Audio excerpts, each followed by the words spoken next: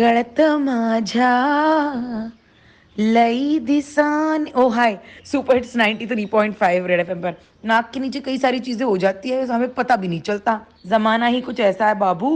Good morning I am Malishka now there are a lot of things happening around us even if news channels tell us otherwise मैं आपको बता दूं काफी दिनों से farmers all over India specially Punjab और हरियाणा के फार्मर्स फुल जोर शोर से प्रोटेस्ट कर रहे हैं on the bill that was सुमड़ी में कोमड़ी pass earlier in the Lok Sabha और yesterday राज्यसभा में पास हो गया कल जब राज्यसभा में बिल पास हुआ votes from the opposition were not taken which goes against the rule book of the parliament. Can you believe? हम डेमोक्रेसी हैं अब तक वो चेंज नहीं हुआ एक्सेप्ट के कुछ भी कर रहे हैं अंधाधुंधी में and they expect us to believe that these are laws farmers protest कर रहे हैं against 3 bills farmers produce trade and commerce promotion and facilitation bill 2020 as well as the farmers empowerment and protection agreement on price assurance और farm services bill 2020 farmers को डर है कि ये bill की वजह से फार्मिंग का कॉर्पोरेटाइजेशन हो जाएगा and they might also bully the poor farmers and farmers will lose their bargaining power जो उनको और भी लाचार बनाएगा गवर्नमेंट हाउएवर क्लेम कर रहा है कि बिल जो है रेवोल्यूशनरी चेंजेस लाएगा in the lives of the farmers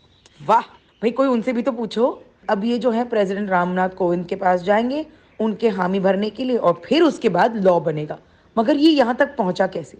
और ये बिल क्या है ये समझने के लिए हमारे साथ देवेंद्र शर्मा हैं जो फूड और एग्रीकल्चर एक्सपर्ट हैं so let's find out hi Devendra कैसे हो आप बिल्कुल ठीक हूँ जी thank you very much thank you for being on our show and as we know आप एक फूड और एग्रीकल्चर एक्सपर्ट हैं आप सही व्यक्ति होंगे हमें जो 3 बिल पास हुए ना फार्मर्स के बारे में राज्यसभा में देवेंद्र जी क्या आप सोपे शब्दों में हमारे लिसनर्स को समझा सकते हैं कि ये farmers produce trade and commerce bill 2020 क्या है देखिए 3 बिल लोकसभा ने और राज्यसभा ने पास किए हैं ये कहा जा रहा है कि इन बिल से किसानों की आजादी हो जाएगी एपीएमसी जो मंडियां होती हैं किसान की तो चुंगल से वो बाहर निकल जाएंगे ये भी एक्सपेक्टेशन है किसानों को अच्छा प्राइस मिलेगा दूसरा बिल जो कहता है कि फूड ग्रेन की या प्याज हो या आलू हो या एडिबल ऑयल हो ये सब चीजों के जो स्टोरेज की कैपेसिटी होती है या जिसको स्टॉक लिमिट कहते हैं उसके प्रावधान जो है वो हटा दिए गए हैं तो कोई स्टॉक लिमिट नहीं रहेगी अब और तीसरा है कि कॉन्ट्रैक्ट फार्मिंग हो और उसमें जो प्राइस उसका है जो डिटरमिन करना है किसानों ने वो एडवांस में हो जाए और 5 साल तक का कॉन्ट्रैक्ट फार्मिंग तक का सौदा हो सकता है ओके इससे फार्मर्स पर कैसा असर होगा इसका फायदा है या नुकसान है देखिए ये बड़ा महत्वपूर्ण सवाल है जो आपने पूछा है और ये लोगों को ये समझना है कि किसानों को अगर इससे फायदा होता है तो क्या कारण है जो किसान इतने रोष में हैं और इतना उनका विरोध कर रहे हैं इन बिल्स का पंजाब हरियाणा में लगातार प्रदर्शन हो रहे हैं वो इस बिल की जो एक्सपेक्टेशन है वो उससे एग्री नहीं करते हैं किसानों को बहुत मार पड़ेगी और कॉर्पोरेटाइजेशन ऑफ एग्रीकल्चर की तरफ हम बढ़ रहे हैं तो कंपनियां खेती में आएंगी और किसानों से जमीन लेकर उन्हीं की जमीन पर किसान जो है वो खेती मजदूर बन जाएंगे and why should they trust us sir हमारा देश हरित क्रांति के लिए माना जाता है और अगर ऐसा हुआ तो देश पर और किसानों के साथ साथ सिटीजन्स पर भी असर हो सकता है और कैसा असर हो सकता है देखिए अब तो इसमें कोई शक नहीं है कि क्योंकि मार्केट के हवाले अगर हम छोड़ रहे हैं तो मार्केट की जो मनमानी होगी वो हमें बेयर करना पड़ेगा अब जब हम ये